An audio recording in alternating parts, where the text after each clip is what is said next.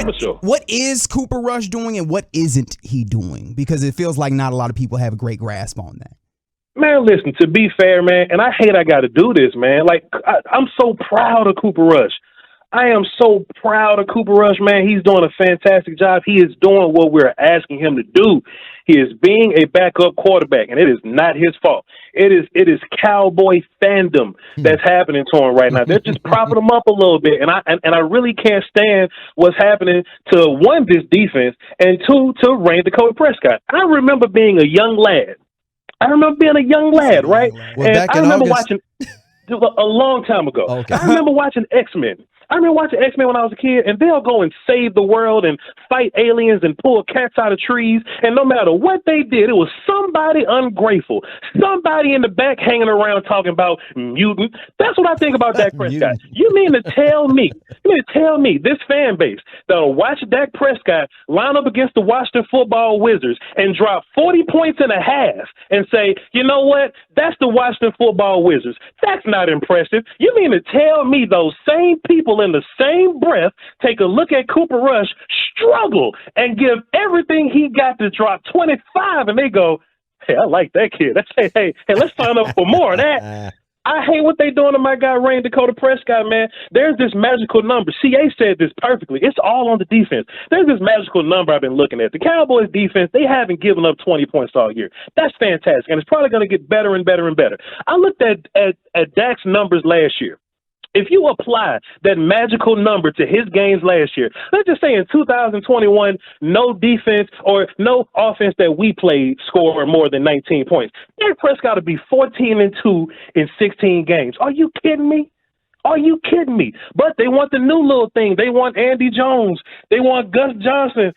Look, there's a Cowboy fan somewhere talking about some, you know what? If we'd have gave Rico Gathers one chance, that dude would have been tight end one. Baylor. Oh, man. See, the thing that I find interesting about Cooper Rush as well is that, like, and I hate to be the dude, but, like, luck factors in sports. They have been wildly fortunate, and, like, everything has came up Millhouse, to quote The Simpsons, right? Like, everything has gone their way in this. In fact, you had your man's Cooper Rush out there who, in essence, threw 2 interceptions that luckily got negated, but like, that is all going up, and I don't know. I wonder how much longer can you expect that fortune to favor you?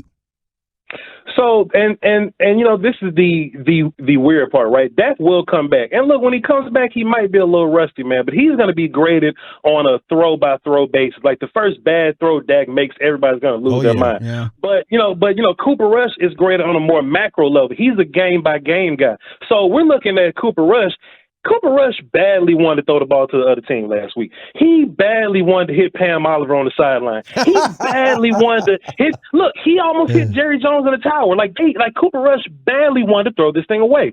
But we get a good drive and some good things happen, and you know, we get a couple of breaks here and there on defense, and then we just save the day. All of a sudden, just save the. Brett Maher got more points than Cooper Rush. I hate to do this to him because he's doing what we're asking him to do. It's not like you're enjoying it.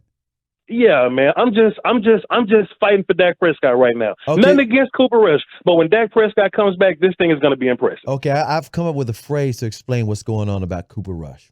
Sure. The Cowboy fans are intoxicated with his reliability.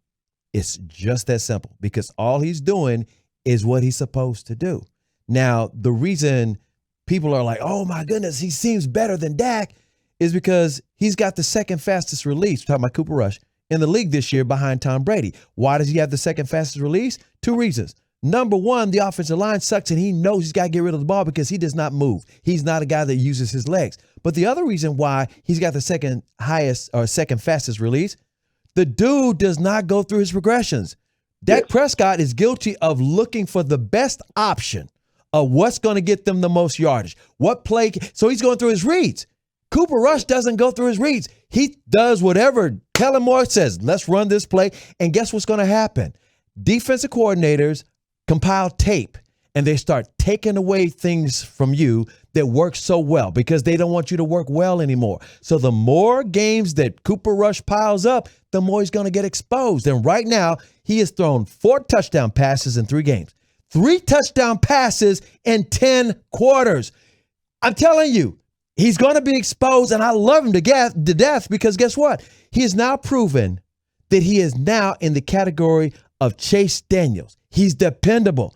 Chase Daniels has finessed the game. He has shown how, guess what? I can make $50 million by being prepared. And that's what Cooper Rush has done. Now he's a viable commodity in the NFL where he can go anywhere now and make $5 million. And I'm happy for him because before that, they were able to cut him on the 53-man original roster and nobody picked him up. Voch, you with me? Yeah, sure, 100%. Right. And then look, this is my thing, right? If there's a Cowboy fan that really has that much faith in Rush, ask him, what would you trade to get him? Or if you traded him away, what do you think that you'll get back from him, right? And then do the same thing with Dak Prescott. Somebody's going to give you a couple of firsts, a couple of day 2 picks for Dak Prescott. Hey, Cooper Rush super fan. I'm a regular Cooper Rush fan. You a super Cooper Rush fan. How much draft compensation you think Cooper Rush should get back? And when they start, naming these day 3 picks, they'll let you know all you need to know, man. See, ding, ding, ding. I hate to do Money it. where your mouth is. Right. I deserve this because I was sitting here thinking I was going to mess with Voch talking about Cooper Rush, and I didn't spend so much time talking about Cooper Rush. So let's talk about some other stuff. You are a dude who loves them big boys inside. Like, what has your evaluation been on this offensive line? Because we were all fairly critical of what was happening to start. You've got Tyler Smith as a rookie, threw him out there at left tackle. Jason Peters has come in and played a little guard for you. What does it look like? And your boy Connor McGovern, your boy. So my boy, your boy. So we are currently figuring out left guard. I think where we're at with center is we're at the same place, where we were last year with left guard, right? Is I feel fine about anybody that Tyler Biadasz lines up against. But if it's a gangster over there, I feel horrible about Tyler Biadasz line up against that dude, right? I was watching film last week, right? Versus the Washington Football Wizards, right? Mm-hmm. And Tyler Biadasz was exhausted. He'll see Deron Payne and Jonathan Allen looking, just growling at him, and he'll walk to the line of scrimmage, and you can see him just take deep breaths because he knew he was going for a ride. But then something hilarious happened. John Ridgeway came in the game, and Tyler Biadasz ran to the line of scrimmage. He was ready to get some of John Ridgeway, and he did his job. He erased John Ridgeway. I saw nothing from him. So that's kind of what you're going to get from Tyler Biadasz, but that's kind of what you're going to get from most centers in the league. So I know we want to move on from him, but you're probably not going to find a guy that's going to do much better than him. Tyler Smith has been very refreshing at left tackle, and it's all because he's simply stronger than people, right? There's some technique things that we still got to fix, some hand placement things, some feet things, but if he could just get his hands on you, then we're good to go. The whole offensive line didn't look great as a whole, but him versus Montez Sweat, he kind of erased Montez Sweat for like 92% of the game, and that's impressive because Montez Sweat is a stud, and I thought that Montez was gonna kind of have a little bit of an advantage because he's so long and he's just a bendy dude. But, Tyler Smith has that grip strength, man. Like, once I get my hands on you, just go ahead and stop because we're not going anywhere. We're going to hang out right here together. But since we're on this platform, man, we just talking. I'm an offensive line guy giving offensive line guys love. I understand that Tyler Smith is the darling of this offensive line right now because he essentially proved everybody wrong. Terrence Steele has been your best tackle on this team. Well, he's been the best. Yeah, and he started out last year the same way. I was going to ask you because there is times where it feels like running that way has been like pretty effective in part because of the tandem you got on the right side.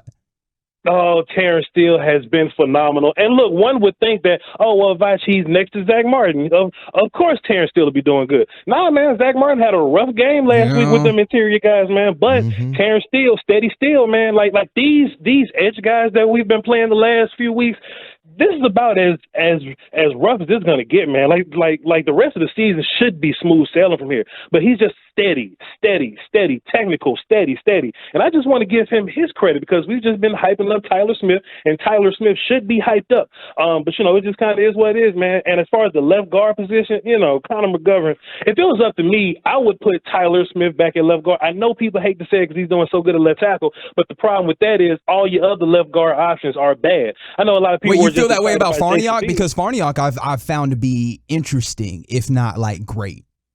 Well, interesting is a good word, but interesting ain't good. All right. Interesting is not good. Interesting is just that, interesting. And then there's like Jason Peters, man. We're excited about Jason Peters because he's Jason Peters. But he got whooped last week just like everybody else on the interior. So next week versus Aaron Donald, or this Sunday versus Aaron Donald, I guess you would want the bigger, stronger dude than Jason Peters because everybody else is just going to get whooped regardless. So I have no clue what it's going to be. But I think the Cowboys will politic their way into starting Connor McGovern. That's just my thoughts. Okay, I'm glad you brought up Aaron Aaron Donald and follow up on that. What would you do with him? In other words, you're the offensive line coach. You know where he's probably going to line up, A gap, B gap, because that's where your center is, and that's the weakest link. But what do you do about him? I mean, everybody knows what he does, but what can you possibly do to keep Cooper Rush from getting sacked? Because Cooper Rush has not been on the ground that much this year. Well, I'm petty, so my petty answer would be to call Connor Williams, because Connor Williams was the only one that could deal with Aaron Donald. Isn't that something? Yeah, something? It's very, very strange. But my real life, like my real life thoughts on it is Aaron Donald has been living off what we call old bodies. Basically, his reputation is carrying him right now. Aaron Donald and Jalen Ramsey haven't really been, they've been fine, but they haven't been Aaron Donald and Jalen Ramsey. Yeah. So if it's up to me, you can pass rush and, Aaron can give you some problems. But if it's me, I'm just running right at Aaron Donald. I don't want Aaron Donald to have the advantage to where he can be quicker than me. That's where he's getting a lot of his wins, right? Aaron Donald has the option to where he could just pick you up and carry you somewhere, or he can be quicker than you. So if that's the case, I want to make him be strong, because if he's going against Jason Peters, I want to make this as much of a phone booth as I possibly can. So the best advantage for us is to just make it a dirty fight and to run directly at him. Now, Voch, I could ask you a good question or whatever, but you're just so entertaining. Yeah. Trayvon Diggs, go. Let me tell you something, man. Let me tell you something about PFF.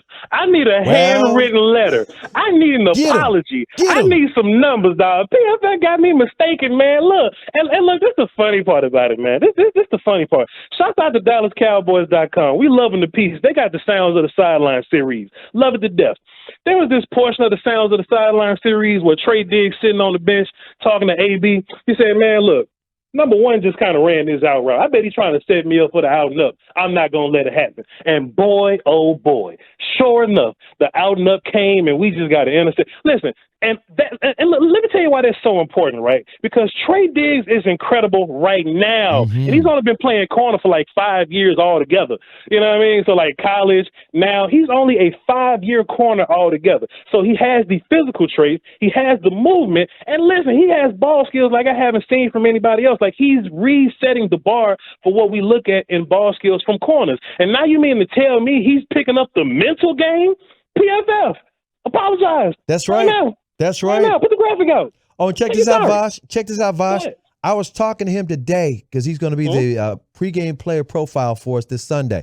I was talking to him today. Do you realize, here's the crazy stat, and you mentioned all his accolades. The man ain't been playing cornerback but 5 years. Here's what's wild. He has more passes defense than the entire Green Bay Packers secondary. The ones that paid all that money in Green Bay to all them dudes. And here is Trayvon Diggs, more passes defense after the first 4 games of the season. Well, if you take a look at his rookie campaign, he put together 14. If you look at last year, his total number was 22. He's currently at 9 in week 4. So of course he's going to shatter 22. And look, this is the best part about it. Can we all just smile? Can we all just giggle for one little second? Look, even if you do find a way to trick up Trey Diggs on some kind of double move, even if you do find the bold character, if you build up the courage to attack him, we got a pass rush that's not going to let you get too crazy. Well, and that's the best part about it. We just got this pass rush that just won't allow you to just hold the ball all day. This defense has built-in safety measures. Are you kidding me? Come on, Dak Prescott. Come on back so we can make this run. Voch Lombardi, you're too good, man. Yes. You're too good. I don't even have to really do anything. We just got to let you go. You just throw the ball up in there? Yeah, we put a quarter in and we watch you work. Blessings, man. Voch Lombardi everywhere. Shouts out to the volume on YouTube. Funny story about CA. CA was the very first Cowboy media dude to follow me on Twitter. And look, I get nervous when like big names and, verified people follow me. But then I saw that he follows like 35,000 people. I was like, Put it in perspective. Appreciate y'all, man. Salute.